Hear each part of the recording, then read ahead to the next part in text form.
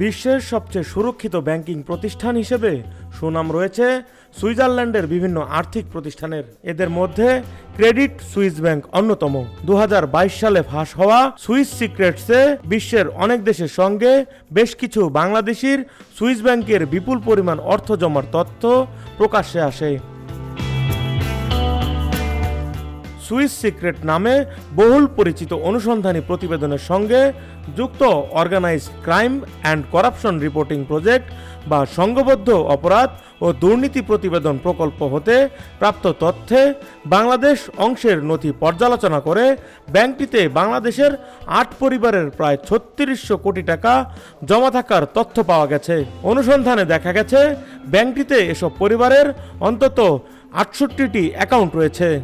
এই bank হিসাবগুলোতে $261.9 million Swiss ফ্রা বিভিন্ন সময়ে গচ্ছিত ছিল। পাশাপাশি ব্যাংক হিসাবগুলো থেকে মাঝে মধ্যেই টাকা উত্তোলন ও জমাদানের তথ্যও পাওয়া গেছে। অধিকাংশ হিসাবই 2012 সাল থেকে 2019 সালের মাঝামাঝি সময়ে খোলা হয়। কিছু হিসাবও বন্ধ করে দেওয়া হয়। এই বিপুল পরিমাণ টাকা জমা রাখা ব্যক্তিদের মধ্যে প্রথম সারিতে রয়েছে সামদানি পরিবারের নাম।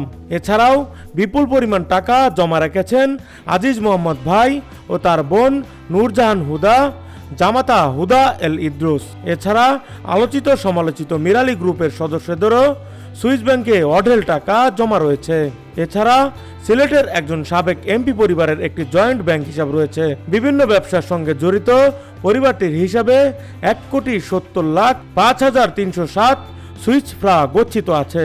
বাংলাদেশে যা টাকার পরিমাণ দাঁড়ায় 229,57,16,445 টাকা।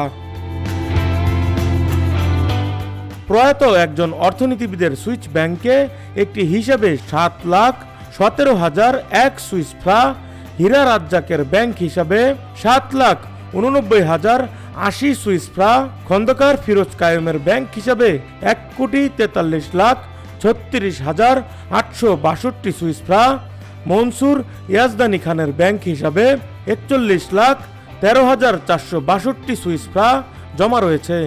বাংলাদেশি টাকায় এর পরিমাণ দাঁড়ায় 269,41,14,675 টাকা। ডেস্ক রিপোর্ট, ভোরের পাতা।